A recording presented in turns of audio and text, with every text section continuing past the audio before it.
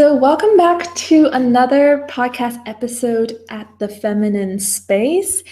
And we are actually kicking off a new series, and it'll be the first time that I'm inviting a guest on. And I feel extremely lucky because we have Cindy Stone for the next 11 weeks, 11 episodes. I feel really lucky because this is the first time I'm inviting a guest, and I'm really careful to who I invite because I want our personalities to mesh and also for what our guests to bring to be something that actually resonates with you. And just being and knowing Cindy for the past few years, she's really inspiring. So I hope that this opportunity brings you that same experience I have with her. Even though I'm in Europe, Cindy is in Canada, I still feel like we have a really strong connection. And every time we talk, it gets really exciting. So I just wanted to ask her to come onto the show for the next few weeks and do a series on topics that matter to us. And this episode, I'm going to dedicate it completely to Cindy because I want you to get to know her. And I think it's important that if you're going to listen to us talk, you better want to like us and stick around. So I'm going to introduce her a little bit. How I know her is as a friend and also someone who's an extremely talented writer. She's the author of The Incidental Guru and also the author of the upcoming novel Scorpion from the Myriad series. She's not just a writer, she's also a psychotherapist and hypnotherapist. So right now, I hope you get the point why I even invited her on. By this time, should be clicking in your head why Cindy's here. But here we are, and Cindy, welcome to the podcast. Thank you, Natty. I am so honored to be here, and what a beautiful way to introduce me. Yeah, I feel very honored that you want to have me and share your podcast with me. I'm looking forward to it. We always have such great conversations, and when we just get really involved, they just move in these really interesting ways. I agree. I never know what's coming. And also for today. So today I kind of want to just ask you a few things because I know you, I think for the past 5 years now, but I know you as everything that I just described just now. But I don't know your history from way before or how you ended up doing the work that you do with so much creativity you have now, and just what led you to be the Cindy who you are today? That's my question for you. Wow, I don't know.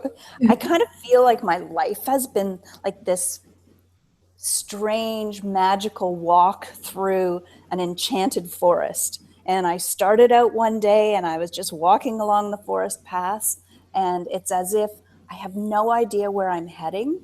And then the paths just reveal themselves. So I've kind of approached my life, not purposefully, but just organically.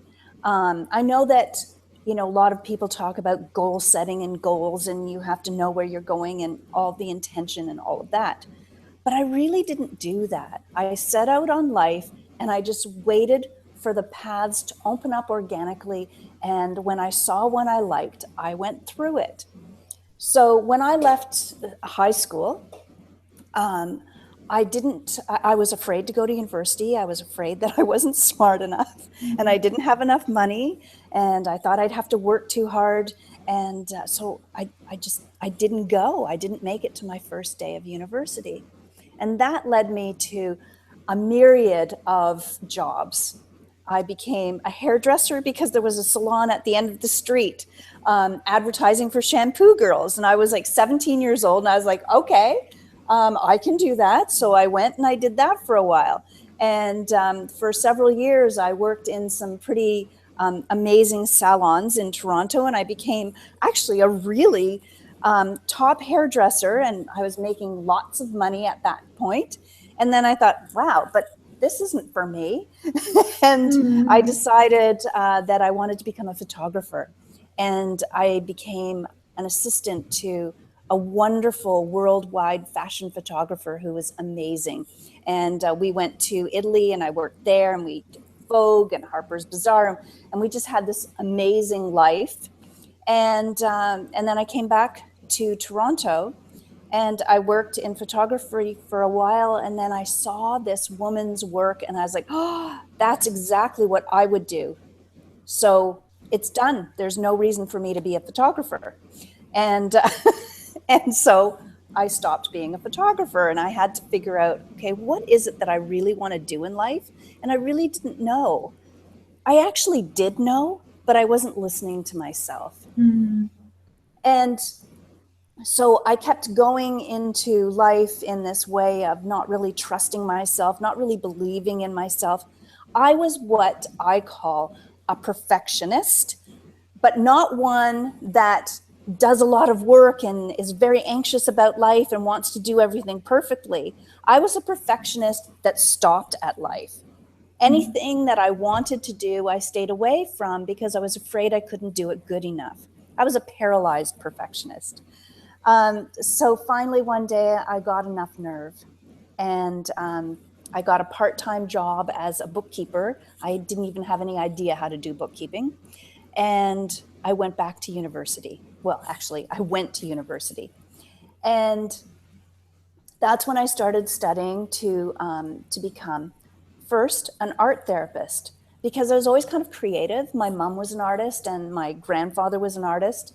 And my sister is a fabulous artist and designer.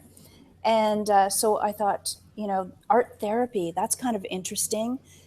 I loved listening to people, and I've always been a good listener. And so I wanted to help people. And I had my mother died when I was very young. So I'd had all these like grief experiences that I didn't know how to understand. And so I wanted to help people with their emotions because I felt I didn't understand my own. And if I became a therapist, perhaps I would begin to understand how people worked and how emotions worked, and how, just how people interact. And I really wanted to connect to my feelings because I was pretty disconnected. And so I became an art therapist, and I went through university, and it was an amazing experience. So in part, what made me, or what makes me the person I am today, is the experience of becoming an art therapist and beginning a journey, a lifetime journey of learning, of becoming, instead of a perfectionist that's paralyzed, a perfectionist that works hard. And I'm so proud of that. And a journey of self-discovery, and a journey of helping other people to discover themselves the way I have discovered myself. And the whole writing thing happened because when I was a little girl, I read books. I was an avid reader. I couldn't stop reading. And they changed me. I loved reading. And I loved how they made my life make sense to me when I was kind of struggling and floundering. I came from a family, my mother died. Nobody even told us that she was dying. I mean, although you could see it, but I was young enough that I couldn't put things together. So I always felt a little disconnected. And so this lifetime journey of self-discovery was really wonderful for me. It changed me.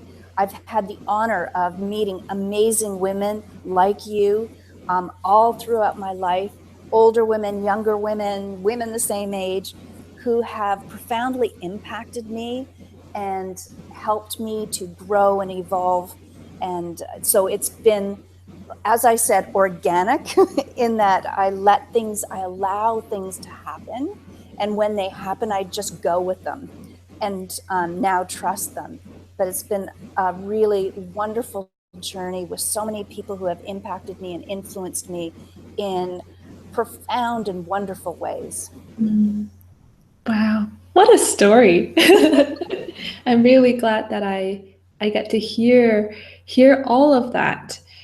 One thing that kind of came across my mind as you describe pretty much your whole evolution, from your youngest 17-year-old self to the hair salon to the photography to university with art therapy and to where you are now, it makes me just wonder, those different stages, did the transition feel natural, or did you also have this not block, but this difficulty to accept this new self. So every time you kind of had this metamorphosis, did you have to fully accept who you are, this new self, or was that quite natural, like a river flowing and it just kept changing and didn't quite matter to you? Oh, I'd love to say it was just like a river flowing, but it Mm. wasn't always that easy. No, there were lots of times where it did quite feel like a metamorphosis that was difficult, like being squeezed into a chrysalis and then having to break out and become something new again. And how would that work and would it work? And as I said earlier too, I grew up not believing in myself, not believing that or trusting in who I was. And so a lot of these transformations were really difficult, and they caused me a lot of looking inside and learning more about myself. I really feel like the most beneficial and deepest transformations that we have are often shrouded in a really dark time or a Mhm. really difficult time, one of the two. And I think that the more that we struggle through life and not expect it to always be a river, then once you get through, then it is kind of like a river. It's like, yeah, well, it was just like a river with a bunch of rapids, and I just Mhm. navigated those rapids and I came through. Or maybe it was a huge waterfall, and waterfalls are beautiful, but they're pretty treacherous to go down. Mhm. Mhm. And so I think that as much as my life, I've allowed it to evolve organically and made these changes and shifts. No, there so often there's these challenging times of wondering, is this the right thing to do? Am I going in the right direction for me? And it has turned out that in retrospect, it feels rather magical that every step of the evolution led me closer and closer to who I am and who I want to be. Hmm. Let's let's stop right there. I want to just catch on to your words. And who would you describe that you've become? Who are you now, and what's next? Well, I know I'm not an easy who am one. I? Who am I really? Hmm. you know, these are like universal, huge, profound, deep spiritual questions that I'm not sure we can do in 15 minutes. Yeah. But what I can say about it, I mean, we could spend uh, an entire long weekend in the woods where I live, walking Hmm. from tree to tree, going, who am I really? And as a group, and have a profound and enlightening journey. But for now, I think that at this stage of my life, I have been doing psychotherapy now and hypnotherapy for a number of years. And hypnotherapy was such an incredible addition to to my psychotherapy tools. Like, it changed me. It changes the people that I work with. I love it. And so my life has always been, for the past probably 3 decades plus, helping people on their journey wherever they find themselves. And that's really so much a part of who I am, Hmm. is learning how to connect to feelings, really learning how to evolve as a human being into the highest being that you can become, that you want to be. And I also feel that my writing is, and it's a young adult novel that it's probably geared towards people, sophisticated 16-year-olds and up to 60-something-year-olds. I call them transformational novels. I hope that they give the reader the same experience that I had when I was a child, when I read a book and I felt things. I felt things and was like, wow, this is so amazing. I am transforming. I'm changing as a human being by reading this book. And that's what I really hope that the novels that I'm writing now will do. Certainly the self-help book that I wrote, The Incidental Guru, the feedback that I got with the people felt that they were changing as they were reading the book. And that was over 10 years ago, and I still get people emailing me saying, you know what, I read your book again and I got even more out of it this time. So that's who I am. That's what I'm hoping to do, is to help people to evolve in these ever richer ways so that they can lead deeper, more meaningful lives. And that's what I love to do, because that's what writers did to me. I believe that words change consciousness. And so that's my journey at the moment. That's so beautiful. I just want to draw a parallel that if someone is reading your book, or if they're listening to this or watching this, it's a similar experience, right? People are hearing the words or watching the experience that we're having now, and those insights can come through this, and we can be sharing something transformational right here. And I didn't really touch in on, deeply your intention for coming onto the podcast, but now I see why. That desire is actually embedded in all the work that we will do in the next few weeks, and that inspiration, that spark you want others to have, we're already sharing this so that people can experience this. So, right in line. Well, when we can take struggle and transform struggle into something positive and transformational and life-changing. We're all going to struggle here and there, and it doesn't always have to be a struggle either. It can be flowing with the river. But that struggle or that flow with the river, if we can help people to evolve into who they want to become and who they're meant to become, I think that is when life is worthwhile. And probably one of the most profound things that I learned in life was how not to be a paralyzed perfectionist, and how to actually find that persistence in life, the ability to stick at something and do it well and learn it. I'm a lifetime learner. I'm always taking courses. I never stop. My sister thinks I'm crazy. I wouldn't.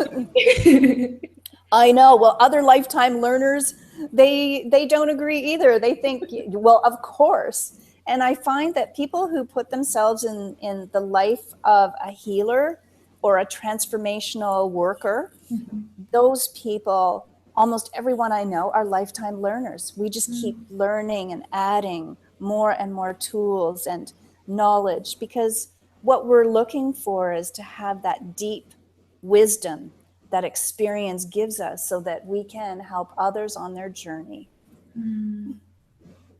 I think that may be exactly why people or you are even tuning into this podcast, so that you see the new layers of yourself.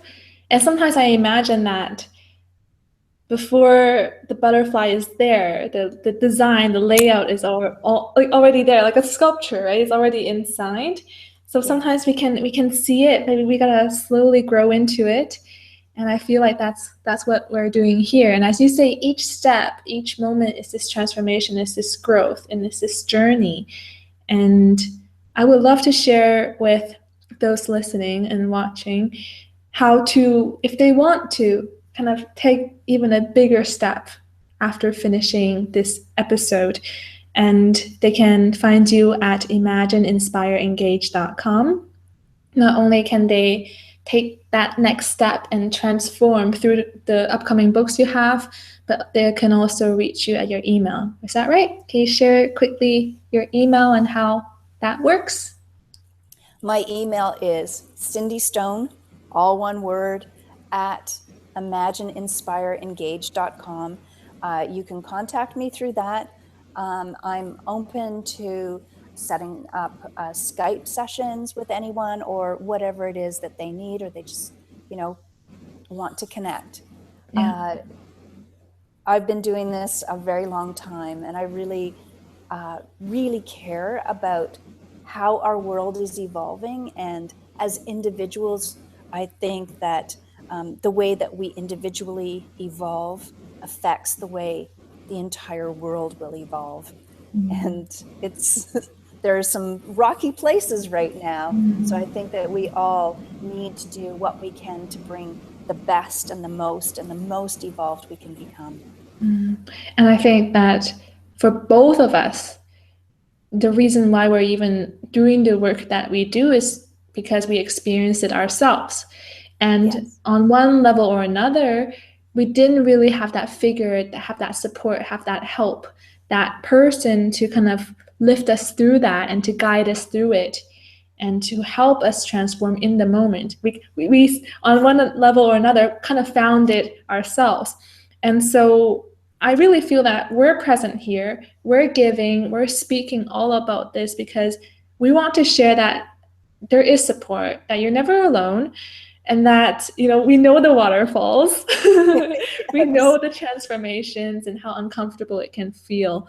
So that's why I really want to share with you how to reach, Cindy. For me, of course, you can always reach me at my contact page at femininespace.com. But that's why we're here. We just want to share a part of us, what we can give, and that's it.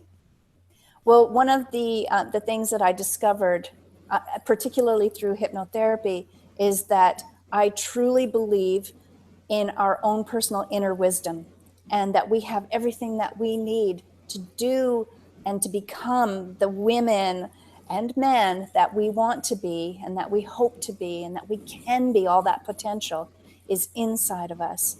Just sometimes we've lost it along the way. We've got some layers that have gone over because of situations or life experiences, and sometimes you just need somebody to say, you know what, just, you can move through that layer. Oh, look at that layer, see that layer, and just unveil the self. So I encourage you to keep listening to the next episodes that are coming up with Cindy and I. I don't know what will be coming, so I'm as excited as you are. And if you feel the urge to reach out to any of us, feel free to do that now or get to know us even better in the upcoming episodes. And just know that we're here for you. So I would love to wrap this up. And Cindy's going to be back next week. So don't fret. She's here to stay. I'm not letting her go anytime soon yet. And so I just want to wrap this episode up by saying, let's not forget to flow with self-love and ignite our natural power. And that's why we're here for you. So see you next Tuesday.